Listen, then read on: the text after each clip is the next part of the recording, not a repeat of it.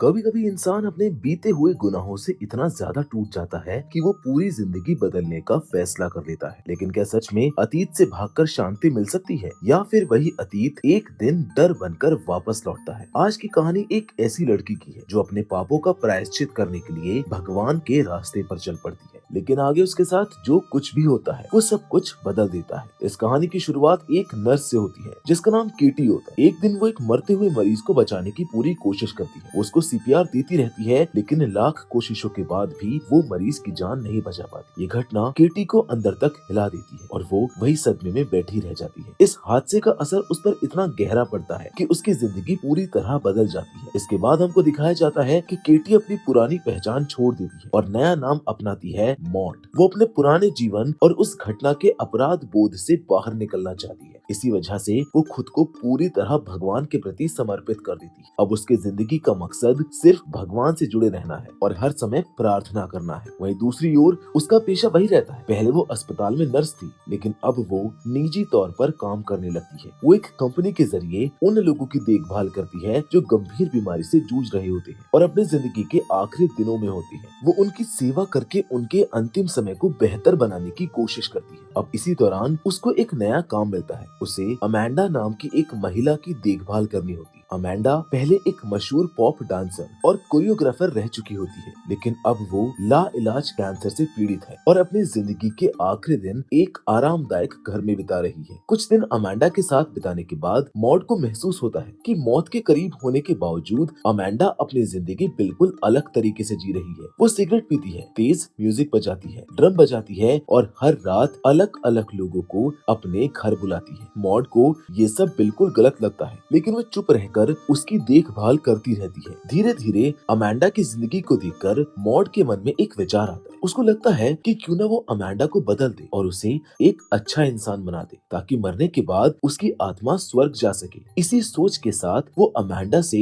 धर्म और भगवान के बारे में बात करना शुरू करती है। लेकिन बातचीत के दौरान मॉड को पता चलता है कि अमेंडा भगवान में विश्वास नहीं करती है। वो खुद को नास्तिक बताती है। ये बात सुनकर मॉड और भी ज्यादा दृढ़ हो जाती है और उसी दिन वो तय कर लेती है कि वो किसी भी तरह अमेंडा को भगवान पर विश्वास दिला कर रही। इसके बाद मॉड बार बार उसको धार्मिक बातें समझाने लगती है और भगवान की शक्ति के बारे में समझाती है, लेकिन अमेंडा को इन बातों में कोई भी दिलचस्पी नहीं होती। वो मॉड की बातों को गंभीरता से नहीं लेती है, क्योंकि उसका भगवान पर कोई विश्वास ही नहीं होता। अब इसी बीच एक रात मॉड देखती है कि अमेंडा का एक दोस्त उससे मिलने आया है। वो अक्सर उसके घर आता रहता है, इसलिए मॉड उसको पहचानने लगी थी। अब जब वो व्यक्ति घर पर रुकता है तो मॉड को भी थोड़ी छुट्टी मिल जाती है। इसके बाद मॉड बाहर निकलती है। वो शहर में घूमती है, खाना खाती है और थोड़ी देर अकेले समय बिताती है। तभी उसको एक और कॉल आता है, जिससे कहानी आगे एक नए मोड़ की तरफ बढ़ने लगती है। इसी बीच कुछ समय बाद अमेंडा घर वापस आती है, लेकिन इस बार उसका मूड काफी खराब होता है। वो केटी से कहती है कि जिस आदमी से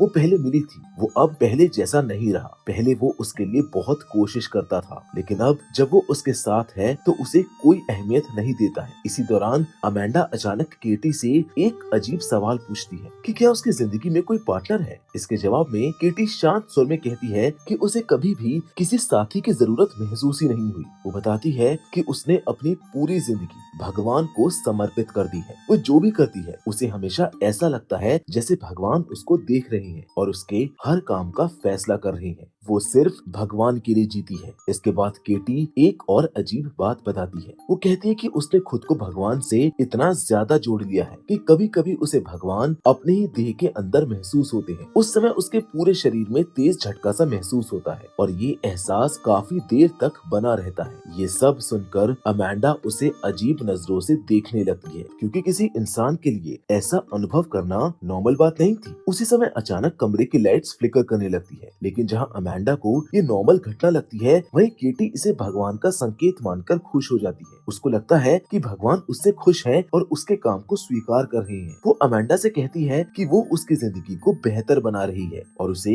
भगवान के करीब ला रही है, इसलिए भगवान प्रसन्न है। इसके बाद केटी अमेंडा से उसके साथ प्रार्थना करने के लिए कहती है। वो कहती है कि शायद प्रार्थना करने से अमेंडा को भी भगवान की मौजूदगी महसूस होगी। अमेंडा पहले तो हिचकिचाती है, लेकिन फिर वो मान जाती है और दोनों एक अजीब तरीके से ध्यान और प्रार्थना करने लगते हैं। प्रार्थना के दौरान अमेंडा कहती है कि उसे सच में अपने शरीर के अंदर कुछ अलग महसूस हुआ है। ये सुनकर केटी को लगता है कि उसका मकसद पूरा हो रहा है और वो सही रास्ते पर है, जिसके बाद केटी का आत्मविश्वास और ज्यादा बढ़ जाता है और वो धीरे धीरे अमेंडा की जिंदगी पर नियंत्रण करने लगती है। वो अमेंडा को कम सिगरेट देती है, उसकी शराब की बोतलें हटा देती है और उसे सिर्फ हेल्दी खाना खिलाने लगती है। केटी को लगता है कि वो अमेंडा की जिंदगी को सुधार रही है और उसे सही रास्ते पर ला रही है, लेकिन इन सब के बावजूद अमेंडा की जिंदगी में एक चीज बाकी थी जो केटी को बिल्कुल पसंद नहीं थी। वो थी अमेंडा की दोस्त कैरल, जो अक्सर उसके घर आती थी और उसके साथ समय बिताती थी। जब भी कैरल घर आती, केटी उन दोनों पर नजर रखती और उसे ये सब बहुत गलत लगता। आखिर एक दिन केटी अपना गुस्सा रोक नहीं पाती है और कैरल से कह देती है कि हर बार यहाँ आकर वो अमेंडा को गलत रास्ते पर ले जाती है। वो कहती है कि उसको यहाँ पर आकर अमेंडा की सुधरती जिंदगी खराब नहीं करनी चाहिए। इस पर कैरल नाराज होकर केटी से पूछती है कि वो उनके निजी जीवन में दखल देने वाली होती कौन है, लेकिन केटी अपने फैसले पर अड़ी रहती है। वो कहती है कि वो अमेंडा को सही रास्ते पर ला रही है, इसलिए उसे बोलने का अधिकार है। जब कैरल को समझ आ जाता है कि केटी से बहस करना बेकार है, तो वो वहाँ पर आना बंद कर देती है। इससे अमेंडा काफी उदास रहने लगती है, लेकिन केटी इससे खुश होती है क्योंकि उसके अनुसार अब अमेंडा कोई गलत काम नहीं कर रही थी। इसी दौरान हम देखते हैं कि केटी को खुद भी अजीब तरह के दौरे पड़ने लगते हैं। कभी वो अचानक बहुत ज्यादा उत्साहित हो जाती है और खुद को अबनॉर्मल रूप से सक्रिय महसूस करती है। उसके अनुसार ये सब तब होता है जब भगवान उसके भीतर प्रवेश करते हैं। कुछ दिनों के बाद एक रात केटी टहलने के लिए बाहर निकलती है। वहाँ पर उसकी मुलाकात उसकी पुरानी सहकर्मी जॉय से होती है। जॉय उसको देखकर हैरान भी होती है और खुश भी। उसे ये जानकर और भी ज्यादा आश्चर्य होता है कि अस्पताल की घटना के बाद भी केटी अभी तक नर्स का काम कर रही है। जॉय उसको अपना नंबर देती है और कहती है कि जब भी उसका मन करे वो उसे मिल सकती है। इसके बाद जब केटी वापस घर लौटती है तो वो देखती है कि अमेंडा अब भी उससे नाराज बैठी है। अमेंडा को पता चल चुका था कि कैरल को घर आने से रोकने के पीछे केटी का ही हाथ था और यहीं से कहानी एक टकराव की ओर बढ़ने लगती है। इसी दौरान अमेंडा की नाराजगी का असर केटी पर बहुत गहरा पड़ता है। वो खुद को सजा देने का फैसला करती है और गुस्से में आकर अपना पूरा हाथ चूल्हे पर जला लेती है। लेकिन अगले ही दिन अमेंडा अपने घर पर एक पार्टी रखती है और केटी से कहती है कि उसे इस पार्टी में जरूर आना होगा। ये सुनकर केटी बहुत खुश हो जाती है। हालांकि जब वो पार्टी में पहुंचती है तो वहाँ का माहौल देखकर वो काफी अनकंफर्टेबल हो जाती है, क्योंकि चारों तरफ लोग सिगरेट और शराब पी रहे होते हैं, जिन्हें केटी गलत और पाप समझती थी। उसे वहाँ पर मौजूद किसी और की परवाह नहीं होती। वो सिर्फ अमेंडा की चिंता करती है, क्योंकि वो खुद को उसकी जिंदगी सुधारने की जिम्मेदारी दे चुकी थी। लेकिन वही दूसरी ओर अमेंडा केटी का मजाक उड़ाने लगती है। वो अपने मेहमानों से कहती है कि देखो, ये है केटी, एक संत जैसी लड़की जो खुद को मेरी आत्मा को बचाने वाली समझती है और मुझे स्वर्ग तक पहुंचाना चाहती है। दरअसल पिछली रात केटी ने अमेंडा को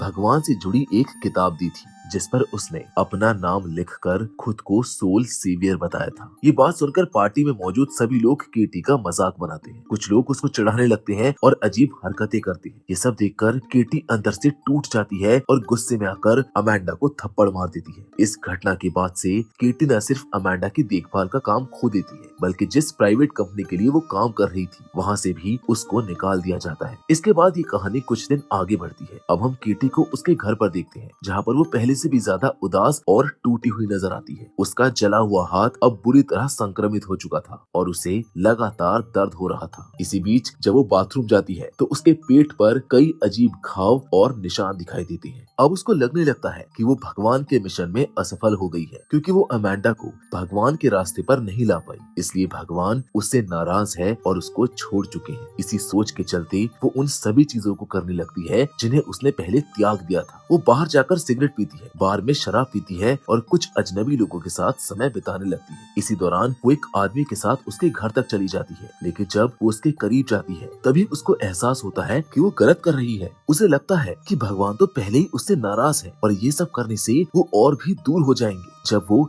भगवान के बारे में सोच रही होती है तभी वो आदमी उसको पहचान लेता है और उसके पुराने जीवन की बातें करने लगता है। ये सुनकर केटी और ज्यादा परेशान हो जाती है। उसको समझ आ जाता है कि गलती उस आदमी की नहीं बल्कि उसकी खुद की है। जिसके बाद वो तुरंत ही वहाँ से निकल जाती है और रोते हुए अपने घर लौट आती है। घर आकर वो भगवान से माफी मांगती है और बार बार कहती है कि अगर भगवान उसके साथ है तो उसे कोई संकेत दे। इसी समय हम देखते हैं कि उसका घर पूरी तरह गंदा और बिखरा हुआ हुआ था, बिल्कुल किसी मानसिक रूप से परेशान इंसान के घर के जैसा। और तभी अचानक केटी हवा में उठने लगती है। इस सीन को देखकर ऐसा लगता है जैसे कोई अदृश्य शक्ति उसके आसपास मौजूद हो, लेकिन केटी इसे भगवान की उपस्थिति मान लेती है और उसको लगता है कि भगवान फिर से उसके साथ है। वो खुद को और सजा देकर भगवान के करीब जाना चाहती है। इसके बाद वो अपने जूतों में कीड़े डालकर उनको पहनकर चलने लगती है। इससे उसे बहुत दर्द होता है, लेकिन वो सोचती है कि इस दर्द से भगवान उसको माफ कर देंगे। कुछ समय के बाद जब केटी बाजार से गुजर रही होती है, तब उसको पता चलता है कि अमेंडा की देखभाल के लिए एक नई नर्स रख ली गई है, जो उससे भी बेहतर तरीके से अमेंडा की सेवा कर रही है। अमेंडा को देखकर केटी को फिर से अपना अधूरा मिशन याद आता है। वो सोचती है कि शायद वो नई नर्स की मदद से अपना मकसद पूरा कर सकती है और भगवान को खुश कर सकती है। लेकिन जब वो नई नर्स को अपनी बातें समझाने की कोशिश करती है, तो वो कुछ भी समझ नहीं पाती है। उल्टा जब वो नई नर्स अपनी खुशहाल जिंदगी के बारे में बताती है, तो केटी को उससे जलन होने लगती है, क्योंकि उसकी खुद की अपनी जिंदगी बिल्कुल बिखर चुकी थी। इसी बीच हमें पता चलता है कि नई नर्स की अपनी एक खुशहाल जिंदगी थी, उसका परिवार था और वो अपनी जिंदगी के हर पल को खुलकर जी रही थी। ये देखकर केटी अपने घर वापस आ जाती है, लेकिन घर पहुंचते ही उसको एक डरावनी आवाज सुनाई देती है। वो आवाज कहती है कि अब आखिरी परीक्षा पूरी करो, इसके बाद तुम और मैं एक हो जाएंगे। केटी इस आवाज को भगवान का आदेश मान लेती है और तुरंत इस अंतिम काम को पूरा करने के लिए तैयार हो जाती है। इसके बाद वो घर में अजीब तरीके से तैयार होती है और इधर उधर से कुछ खतरनाक चीजें इकट्ठा करने लगती, जैसे चाकू, कैंची और धारदार हथियार। उसका इरादा किसी को मारने का होता है, ताकि वो भगवान के और करीब जा सके। अब इसी दौरान अचानक दरवाजे पर दस्तक होती है। दरवाजा खुलने पर उसकी पुरानी दोस्त जॉय सामने खड़ी होती है। जॉय उसको बताती है कि कुछ दिन पहले केटी ने उसको कॉल किया था, लेकिन वो किसी मुश्किल में फंसी थी, इसलिए वो जवाब नहीं दे पाई। आज वो सिर्फ ये देखने आई है कि केटी ठीक है या फिर नहीं। केटी अजीब अंदाज में जवाब देती है कि अब उसे उसकी चिंता करने की कोई जरूरत नहीं है और बहुत जल्द पूरी दुनिया देखेगी कि वो बिल्कुल ठीक है। अच्छा, यहाँ पर एक चीज नोटिस करने वाली है कि इस बातचीत के दौरान केटी जॉय की तरफ देख ही नहीं रही थी, बल्कि वो तो आसमान की ओर देख रही थी, जहाँ पर उसे बाइबल के शब्द दिखाई दे रहे थे। केटी का व्यवहार देखकर जॉय डर जाती है और वहाँ से चली जाती है। जहाँ कुछ देर के बाद रात होते ही केटी फिर से घर से निकलती है। इस बार वो बिल्कुल चुड़ैल जैसी वेशभूषा पहनकर अमेंडा के घर पहुँचती है। वो पहले इंतजार करती है कि नई नर्स वहाँ से चली जाए, फिर वो अपने पास रखी डुप्लीकेट चाबी से दरवाजा खोलकर अंदर चली जाती है। जब केटी अमेंडा के कमरे में पहुंचती है, तो देखती है कि उसकी हालत बहुत खराब हो चुकी है और वो किसी भी समय मर सकती है। केटी को देखकर अमेंडा डरती नहीं है, बल्कि वो खुश हो जाती है। वो उससे माफी मांगती है। वो कहती है कि उसने उसके साथ बहुत बुरा व्यवहार किया था, जो उसको नहीं करना चाहिए था। ये सुनकर केटी बहुत खुश हो जाती है। वो कहती है कि सिर्फ उसने ही नहीं, बल्कि भगवान ने भी उसको माफ कर दिया है। वो अमेंडा से कहती है कि भगवान से माफी मांगो, क्योंकि भगवान हमेशा माफ कर देते हैं। लेकिन तभी अमेंडा उदासी से सिर हिलाते हुए सच बताती है कि उसे कभी भगवान जैसा कोई अनुभव हुआ ही नहीं था। उसने पहले सिर्फ नाटक किया था ताकि वो केटी के साथ समय बिता सके। वो कहती है कि उसने महसूस किया था कि केटी बहुत अकेली और मानसिक रूप से परेशान हो चुकी है, इसलिए वो उसका साथ दे रही थी। उसके अनुसार भगवान जैसी